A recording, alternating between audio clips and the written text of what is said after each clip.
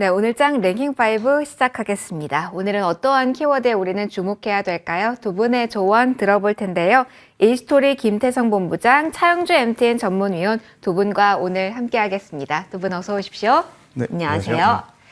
자, 오늘 시장 전반적인 이야기 들어보도록 하겠습니다. 키워드 일단 하나 열어보고 질문 드리도록 할게요. 5위부터 열어보도록 하겠습니다. AI 관련주 이야기를 할 겁니다. 저희 잠시 후에 반도체에 대한 이야기도 하겠지만 워낙 이쪽에 대한 뉴스도 많고 빠르게 반응하고 있어서요. 나눠서 보려고 합니다. 차영주 위원님께 첫 번째 질문을 좀 드리도록 할게요. 오늘 AI 쪽에 지금 위치의 반응을 어떻게 봐야 되는지 좀 조언을 얻고자 합니다. 오픈 AI의 전 CEO가 합류했다. 마이크로소프트의 소식이 나오면서 시간 외 관련주의 흐름을 보신 분들은 오늘 정규작에서의 흐름을 보시면서 많이 아쉽다라는 생각을 하실 것 같거든요. 뉴스의 무게감과 함께 이렇게 반응이 나왔던 쪽에 대해서는 전략적인 고민 어떻게 해야 될지 상황 판단과 함께 공유해 주시죠. 새로운 모멘텀이 생길 수는 있죠. 미국에서 새로운 모멘텀이 생기면 우리한테는 악재일까요, 호재일까요? 그게 가장 중요하다라고 말씀드릴 수가 있겠습니다. 인공지능의 이제 시대가 더욱더 이제 활성화되고 인공지능이 이제 다양한 기업들이 하는데 안타깝게도 미국의 이제 메이저 업체들이죠. 이 메이저 업체들은 현재도 지금 글로벌, 특히 우리나라 시장에 있어서 일정 부분 장악력들이 높은 회사들입니다. 근데 그들이 이것을 더욱더 활성화시키고 다양한 분야에 있어서 우리가 이제 이런 것들을 만들어내게 된다라면 우리나라 입장에서는 우리나라 소프트 업계라든지 우리나라 인공지능 업계가 더욱더 위축될 수밖에 없겠죠. 네이버 같은 경우도 지금 이제 우리가 인공지능과 관련된 검색 서비스를 실시하고 있고 삼성도 이와 관련해서 이런 것들을 만들어내고 있습니다만 우리도 여러분들 뭘 쓰시나요? 네이버 쓰시거나 구글 쓰시거나 검색할 때 그걸 쓰시잖아요.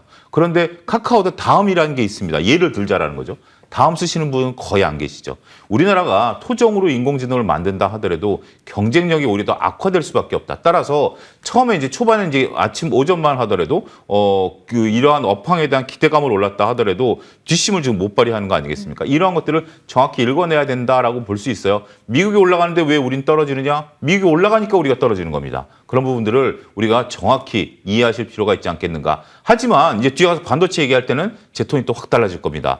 그렇지만 우리가 소프트웨어라든지 이 생태계와 관련해서는 아직까지는 규모의 경제면에 있어서는 우리가 조금 여류에 있다라는 점 안타깝게 말씀드릴 수밖에 없을 것 같습니다. 결국은 진짜 빠르게 돈이 되는 쪽, 통로가 뚫린 쪽에 대해서는 다른 시선이 필요하지만 소프트웨어라고 하면 거기는 아니다. 일단 이렇게 정리를 하도록 하겠습니다. 추가적으로 위원님에 대한 시선은 반도체 이야기하면서 또 들어보도록 할게요.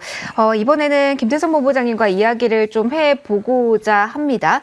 그러면 여기에 흐름에 조금 여기도 이렇게 지지부진한 흐름이 나올 것이다 라고 보시는지 아니면 본부장님의 시선에서는 탄력성 조금 더 기대해 볼 수 있는지 오늘 조금 안타까운 흐름들이 나오는 오후장이라서 여기에 대한 분석 먼저 듣고 추가적인 질문 좀 이어가 보도록 할게요. 오늘 하루 조정이 조금 나온다. 혹은 타세터보다 좀 상대적으로 약하다 해서 너무 실망하실 필요는 없지 않겠는가라는 생각이 듭니다. 일단 이 샘 알트먼에 대한 거치는 진행할 수 있는 방법 중에 가장 좋은 쪽으로 지금 진행이 됐다라는 생각이 들어요.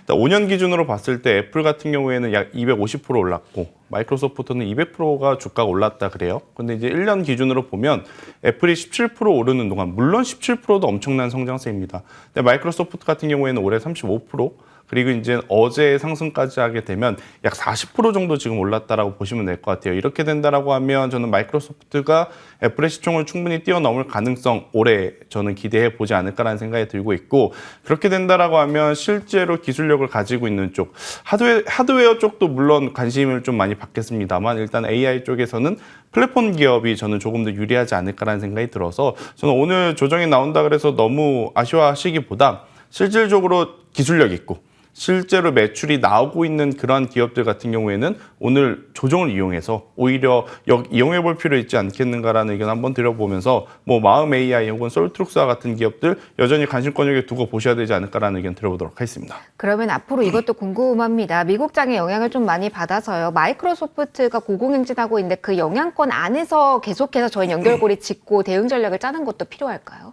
일단 이번 주는 미국의 거래일수가 적죠. 네. 근데 거래일수가 적은데 하필이면 가장 또 시선의 집중이 이 엔비디아 쪽 실적 발표에 이제 포커스가 좀 모여 있는 상황인데 엔비디아와 이제 마이크로소프트 간의 수급 공방이 저는 좀 치열할 가능성이 높다 생각이 듭니다. 그러니까 한쪽이 무너지게 되면 오히려 그 반사 수급이 좀 몰릴 가능성도 저는 굉장히 높다라는 생각이 들어서 일단 마이크로소프트에 대해서는 지금 실적도 굉장히 무난하게 잘 나왔고 향후의 성장성에 대해서도 높은 점수를 저는 받을 수 있다는 생각을 해보면 전 중장기적으로 굉장히 매력적으로 봐야 되지 않을까라는 의견 한번 들어보도록 하겠습니다. 그러면은 반도체에 대해서도 묶어서 좀 살펴봐야 네. 될 것 같아서 키워드를 열고 그리고 추가적인 질문을 좀 이어가야 될 것 같습니다. 반도체 일단 4위에 오늘 포진이 되어 있고요. 엔비디아 실적 이야기 일단 해볼 겁니다.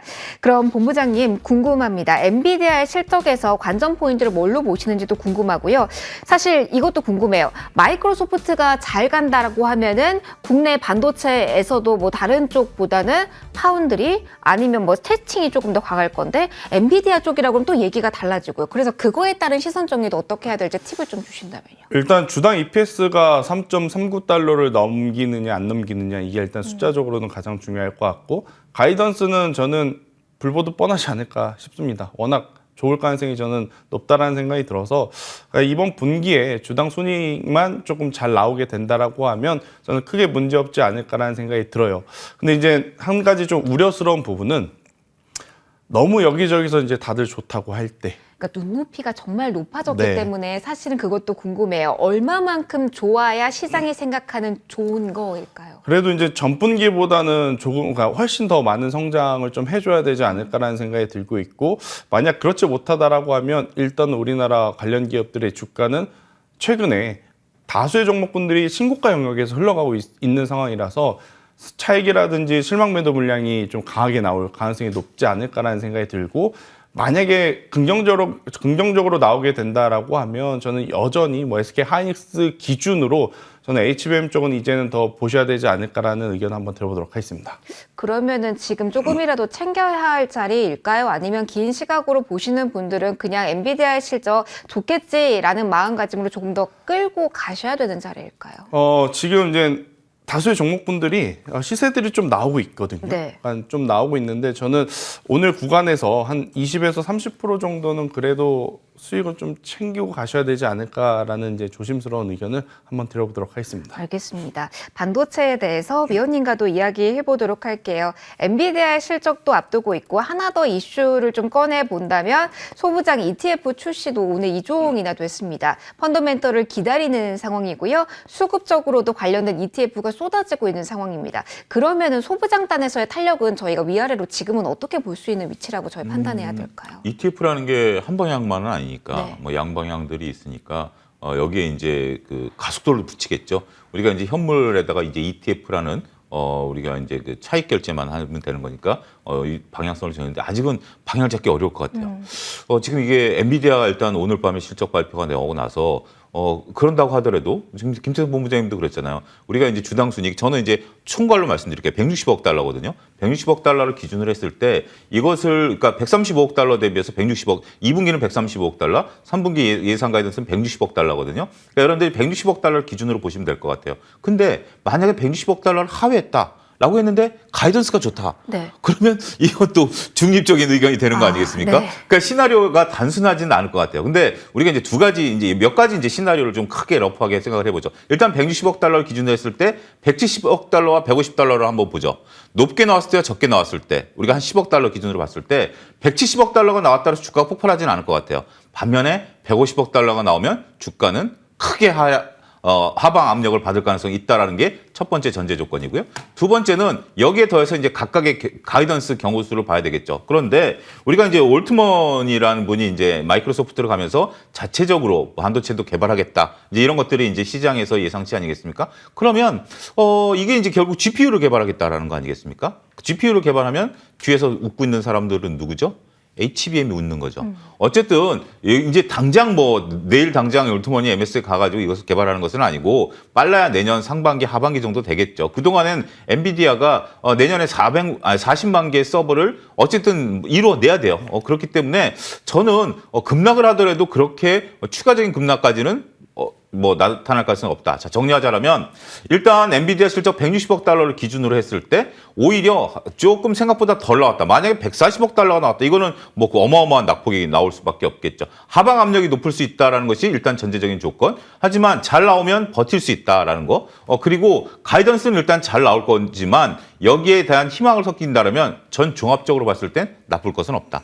설억 실적이 잘못 나온다 하더라도 이것은 앞으로 내년까지 팔아먹을 것들에 대한 물량들이 쌓여있는 상태이기 때문에 우려할 바는 아니다. 오히려 시장에서 깜짝 놀라서 물량이 좀 쏟아진다면 저는 매수 기회다. 제 개인적인 견해는 그렇게 정리해드릴 수가 있겠습니다. 그럼 미국장에서 우리가 정규장 개장 전에 확인할 수 있는 거는 시간의 거래일 텐데요. 그럼 우리가 내일 봐야 될 건 엔비디아의 실적도 봐야 됐지만 거기에서 파이가 좀 많이 커졌잖아요. 말씀해 주셨듯이 마이크로소프트도 있고요.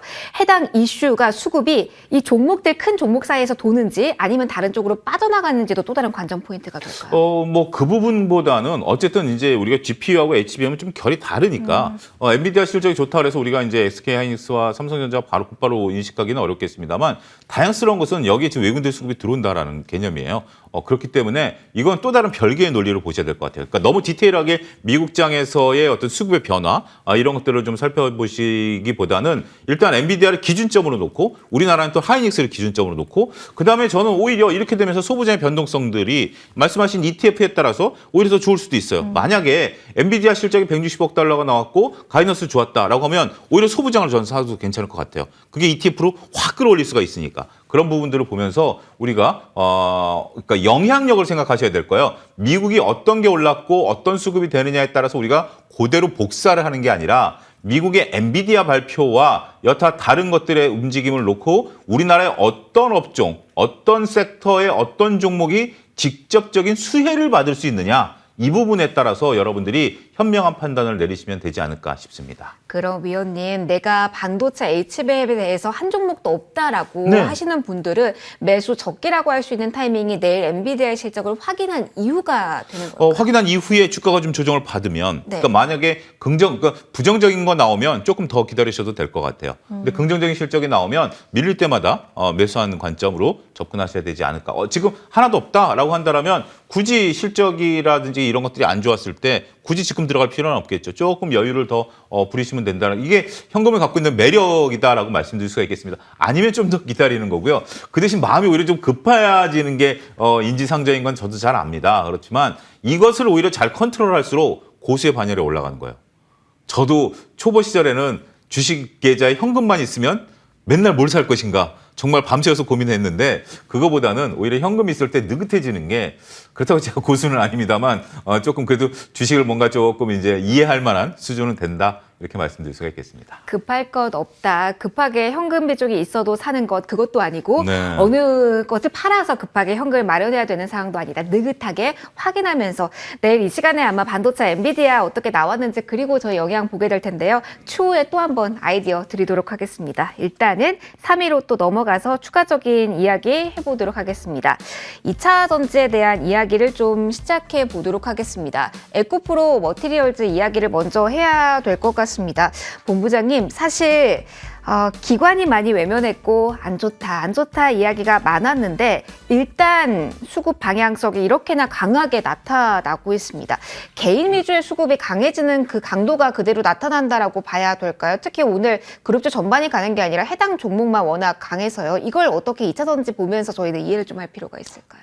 그냥 눈에 보이는 대로 강하다? 받아들이면 될 것 같습니다. 원래부터 에코프로 머티 혹은 에코프로 그룹주는 지금 기관들의 픽을 받아왔던 기업들이 아니고 개인 투자자들의 또 이제 픽을 받아왔기 때문에 그러니까 단순하게 좀 생각을 해보면 내가 이제 돈을 한 100만 원을 갖고 있다라고 하면 에코프로 같은 경우에는 한 주밖에 못 사거든요.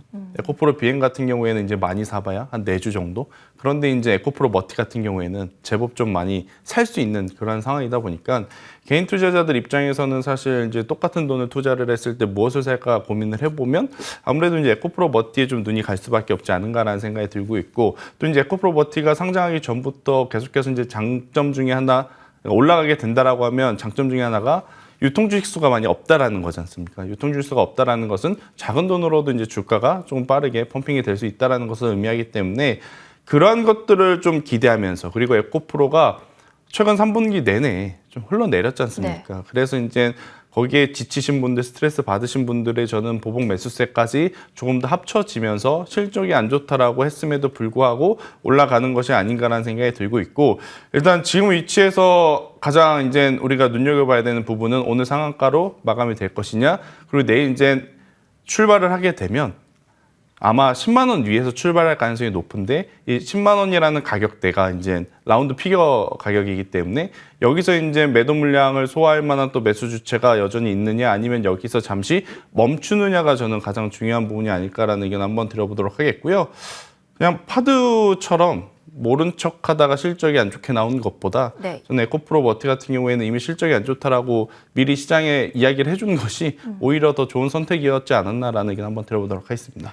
에코프로 머티 상장 전후로 가장 많이 나왔던 이야기가 이쪽에 관심이 올라가면서 섹터 전반에 대한 관심이 올라갈지 여부기도 했는데, 본부장님, 그런 효과는 지금 나오고 있지 않다라고 가정해도 되는 걸까요?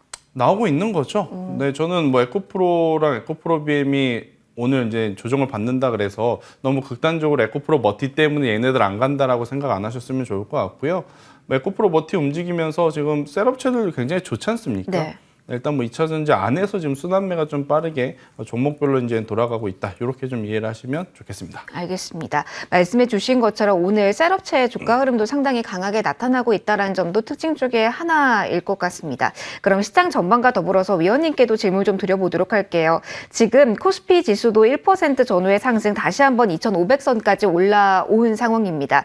지수를 산다라는 이름으로 이야기할 수 있는 게 반도체, 그리고 2차 전지일 것 같아서 질문을 드립니다. 지수가 올라감에 있어서 큰 걸림돌이 되는 정도의 흔들림은 반도체, 2차 전지 어디에서도 나오지 않을 거라는 가정으로 시장을 봐도 되는지, 일단 2,500선 위에서 움직이는 오늘 반도체 대장주도 잘 가고 2차 전지도 잘 가서 한번 질문 드려볼게요. 예, 일단 둘 다 나쁘진 않아 보입니다. 일단 우리가 시장의 체력이 분산되어 있는 건 맞아요. 그러니까 이제 김태 본부장님 말씀하신 것처럼 이제 개인 수급들이 이제 들어오는 부분들인데, 물론 에코프로 머티 같은 경우는 우리가 이제 코스피 종목이긴 합니다만 아직 지수에 대한 영향력은 없는 상태죠.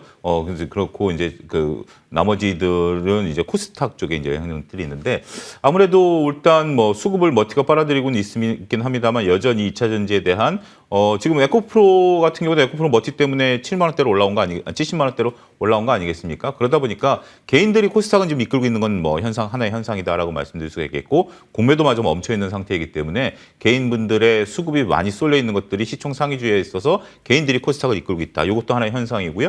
두 번째는 뭐 삼성전자나 SK하이닉스 같은 경우는 이제 외국인들이 코스피 시장을 이끈다라는 측면에 있어서는, 지수를 산다라는 측면에 있어서는 뭐 글쎄요, 지수가 이제 추가적으로 여기서 더 드라마틱하게 올라가는 부분들은 조금 쉽지는 않지만, 우리가 올라가지 않는 것들보다는 하락하지 않는 것만 해도 이건 저 감사할 일이다라고 말씀드릴 수가 있겠죠. 일단 큰 주축 반도체와 2차 전지, 코스피와 코스닥을 이끌고 있는 두 양대축이 이쪽을 지지하는 세력이라고 표현할까요? 힘이라고 표현하는 게 적절하겠네요. 이 힘이 만만치가 않아요. 그렇기 때문에 일단 지수가 여기서 흘러내린다라는 개념보다는 오히려 이들이 버텨주니까, 지수가 버텨주니까 어떤 현상들이 나타나죠? 소외주들이 올라가는 모습들이 나타납니다. 그런 것들이 나타나고, 지수가 무너지면 어떻게 되죠? 소외주들이 더 많이 밀리죠. 이런 모습들이 나타난다라고 보면, 소외주마저 들어주는 모습들을 보이면 지수는 조금 탄탄한 하방을 지지하는 모습들이 나타나지 않을까. 저는 좀 긍정적으로 좀 보고 싶습니다. 문득 궁금한 건데요. 앞서 반도체 이야기하면서 저희 엔비디아에 대한 이야기, 네. 뭐 수급적인 포인트 여러 가지 이야기를 했잖아요. 이전에 저희가 반도체와 2차 전지 사이에 핑퐁을 네. 많이 이야기한 것 같은데, 그 핑퐁도 여전히 진행 중인지, 그렇다고 한다면 엔비디아 관련해서 이슈가 이만큼이나 많아서 반도체가 부담스럽다면 대체적으로 2차 전지에 시선이 갈 가능성도 열어둬야 될까요? 아니면 그 아이디어는 지금 무리일까요? 지금은 그 핑퐁의 강도가 조금 낮아진 것 같아요. 다 같이 올라갈 때는 서로 간에 앞서거니 뒤서거니 했는데, 반도체는 지금 버텨주고 있지만 2차 전지는 에코프로 머티를 제외하고 나면 조정을 좀 많이 받았잖아요. 상대적으로. 그렇기 때문에 상대적으로 힘은 좀 약하지 않을까, 2차 전지 쪽은. 그러니까 아직까지, 그러니까 뭐 시세의 힘은 좀 상대적으로 약하기 때문에 왔다 갔다 하는 부분들은, 오히려 2차 전지로 오셨던 분들은 그동안은 손해를 보셨을 수밖에 없겠죠. 반도체를 그냥 보유하고 계신 분들은 오르지는 않더라도 그 부분을 이제 지키고 있었던 거니까, 가장 최악이 반도체를 팔아서 2차 전지 사신 분들은 반도체 올라가는 거하고 2차전지 떨어지는 거 이 부분에 있어서 조금 엇갈린 매매가 오히려 지금 이제 두 개가 핑퐁이지만 매매가 결과가 나왔다라고 좀 말씀드릴 수가 있겠죠. 제가 에코프로 머티가 이제 상장이 되면 그 전에 이제 질문을 이제 많은 분들이 얘기하면 이쪽이 활성화되지 않느냐 조금 전에도 이제 말씀하신 부분들이 있는데 저는 오히려 이게 수급이 빨아들일 수 있다라는 부분들을 좀 말씀드렸고 그게 지금 나타난 현상 그대로 아니겠습니까? 어찌됐든 관심을 불러일으키고 있는 건 사실이고요. 개인들의 수급이 이제 확실하게 몰리는 부분들인데 이러한 부분들로서 그냥 저도 김태성 본부장님의 한 마디가 공감이 갑니다. 있는 그대로 보시고 있는 그대로 여기서 매매를 하는 것이 현실적이지 않을까. 그리고 정당히 좀 날카로우신 김태성 본부장님 말씀에 동의하는 게 에코프로 7주 살 거, 에코프로 한 주 살 거 이거 7주 사네요. 그런 것들이 우리가 이제 사람이 그렇잖아요. 한 주 사는 거하고 올라가는 퍼센테이지는 똑같지만 7주 사는 거하고 이거는 좀 느낌이 좀 다르죠. 그러다 보니까 이쪽으로 수량을 좀 확보해 하시려고 하는 노력들도 그리고 9만 원이면 상대적으로 야 이거 뭐 한 최소한 뭐 20만 원 가야 되는 거 아니야? 뭐 이런 생각도 충분히 가실 수 있기 때문에 뭐 나름대로 보는 시각들은 다양할 수 있다. 이렇게 정리해 드릴 수가 있겠습니다. 냉철한 시장이긴 하지만 사람이 참여하는 시장이다 보니까 그렇죠. 여러 가지 생각들이 존재할 수밖에 없는 것 같습니다. 2차전지에 대한 이야기까지 해봤고요. 계속해서 2위 키워드로 넘어가도록 하겠습니다.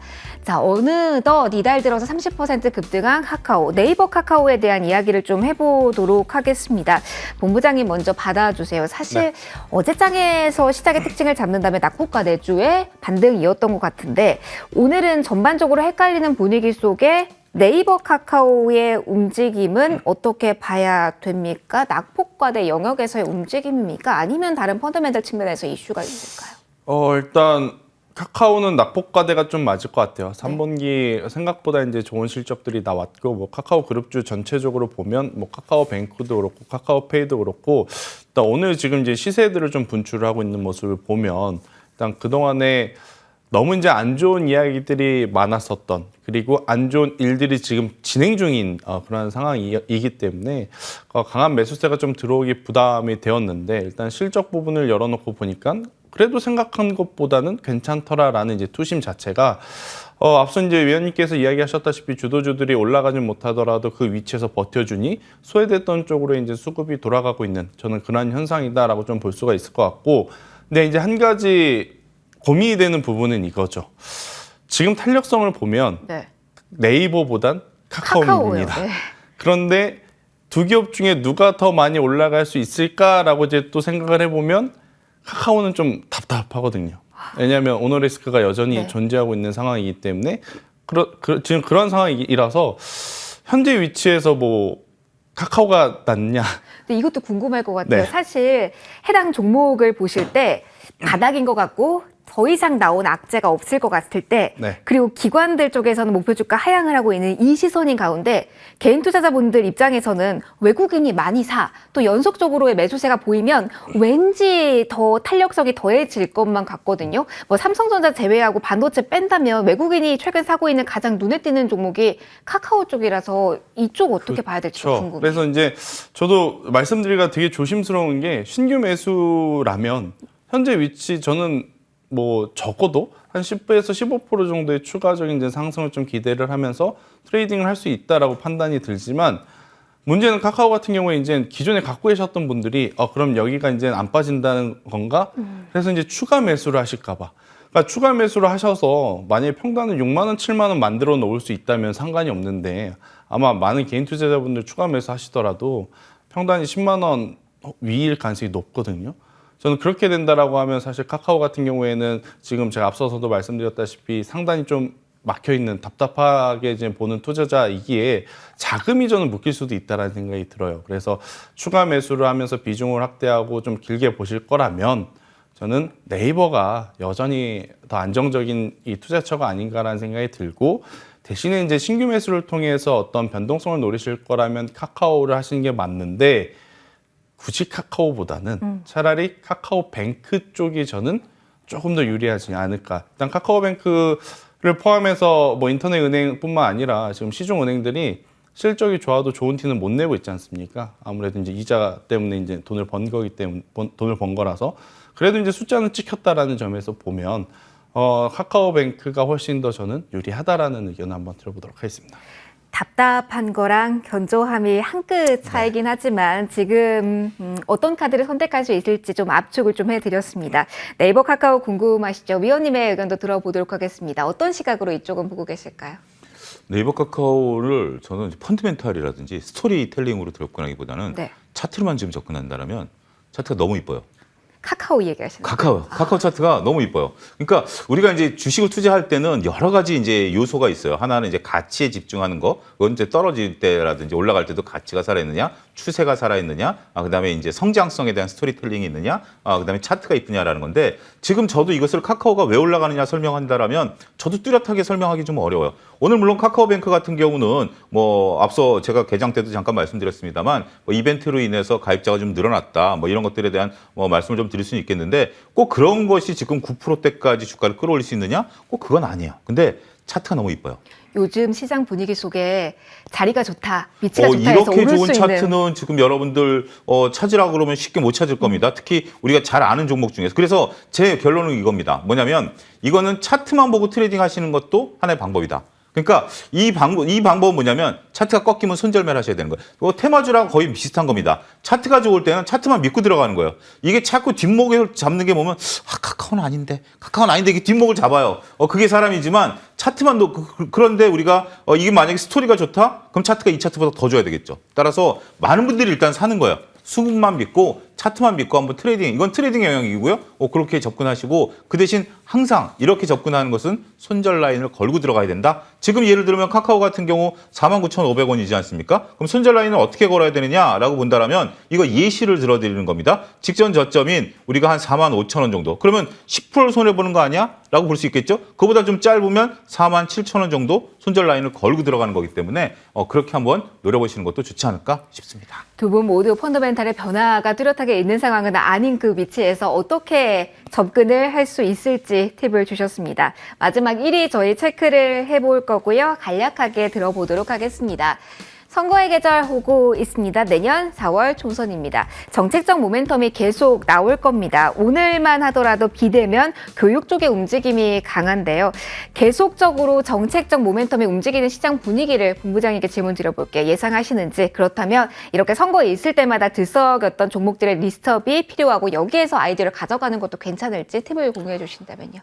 일단은 그 인물 관련한 정책주는 최대한 저는 피하셨으면 좋겠다라는 생각이 들고 대신에 정책 관련주들은 적극적으로 좀 공략을 해봐도 적극적이요? 네, 괜찮다라는 생각이 듭니다. 일단 인물 관련주 같은 경우에는 관련이 없다라고 하면 끝이에요. 그런데 이제 정책 관련주는 뭐 처음에 이제 퍼포먼스가 조금 작다 하더라도 이제 꾸준히 이제 미디어에 노출이 되면서 주식시장에 영향을 저는 줄 가능성이 높다는 생각이 들어서 오늘 같은 거 보면 앵커님께서 아까 말씀 주셨던 교육 쪽이 지금 굉장히 치고 가고 있는데 저는 AI 비대면 진료라든지 아니면 어제 상대적으로 좀 강하고 오늘도 좀 시세를 내고 있는 쪽을 보면 저출산 관련 쪽 그리고 이제 조금 더 확장을 해보면 이 재건축 관련한 이 종목분들도 저 이제 차트를 돌려보니까 위치적으로 지금 다 자리를 좀 잘 잡아가고 있다라고 생각이 들어요. 그 기업들의 실적, 수급 사실 이 테마주들은 의미가 없거든요. 그래서 이제 거래량에 따라서 좀 움직이는데 그래도 테마주를 하실 거라면 인물 관련주보다는 정책주 쪽에 조금 더 집중을 하시는 게 안전하지 않을까라는 의견 한번 들어보도록 하겠습니다. 알겠습니다. 뉴스에 따른 영향력 좀 빠르게 체크하실 필요는 있겠네요. 정책 관련주 오늘 움직여서 여기까지 저희 마무리 해보도록 하겠습니다. 오늘자 랭킹5 여기서 문을 닫을게요. 지금까지 이스토리 김태성 본부장, 차영주 MTN 전문위원 두 분과 함께했습니다. 소중한 말씀 고맙습니다.